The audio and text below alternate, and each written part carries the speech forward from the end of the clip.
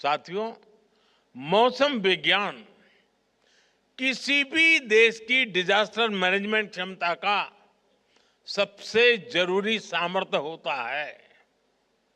यहां बहुत बड़ी मात्रा में डिजास्टर मैनेजमेंट से जुड़े हुए लोग यहां बैठे हैं। प्राकृतिक आपदाओं के प्रभाव को मिनिमाइज करने के लिए हमें मौसम विज्ञान की एफिशिएंसी को मैक्सिमाइज करने की जरूरत होती है। भारत ने लगातार इसकी अहमियत को समझा है।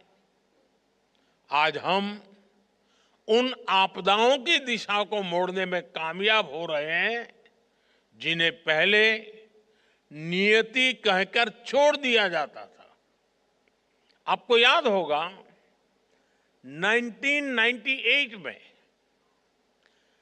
कच्छ के कांडला में चक्रवाती तूफान ने कितनी तबाही मचाई थी। उस समय बड़ी संख्या में लोग मारे गए थे।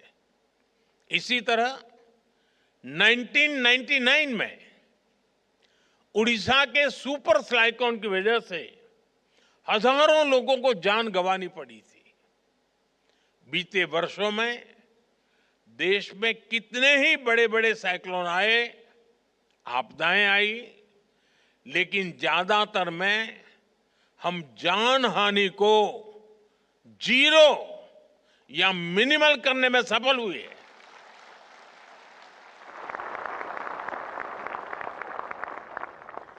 इन सफलताओं में मौसम विभाग की बहुत बड़ी भूमिका है।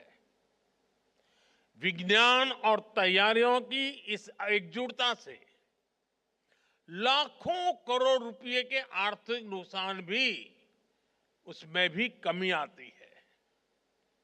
इससे देश की अर्थव्यवस्था में एक रेजिलियंस पैदा होता है, इन्वेस्टर्स का भरोसा भी बढ़ता है और मेरे जैसे तो बहुत फायदा होता है। कल मैं सोनमर्ग में था। पहले वो कार्यक्रम जल्दी बना था, लेकिन मौसम विभाग की सारी जानकारियों से पता चला कि मेरे लिए वो समय उचित नहीं है। फिर मौसम विभाग ने मुझे बताया, साहब 13 तारीख ठीक है।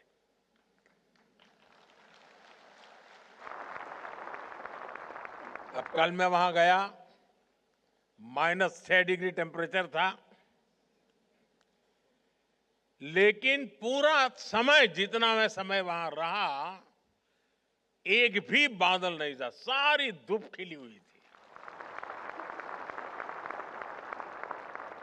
ये मौसम विभाग की सूचना के कारण इतनी सरलता से मैं कार्यक्रम करके लौटा।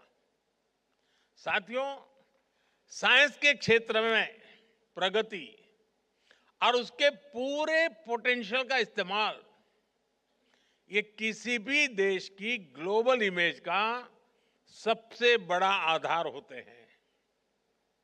आज आप देखिए, हमारी मीटियोलॉजिकल एडवांसमेंट के चलते हमारी डिजास्टर मैनेजमेंट कैपेसिटी बिल्ड हुई है। इसका लाभ पूरे विश्व को मिल रहा है।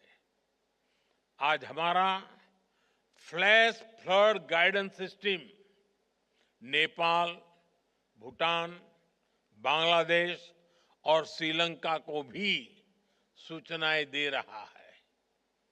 हमारे पड़ोस में कहीं कोई आपदा आती है तो भारत सबसे पहले मदद के लिए उपस्थित होता है।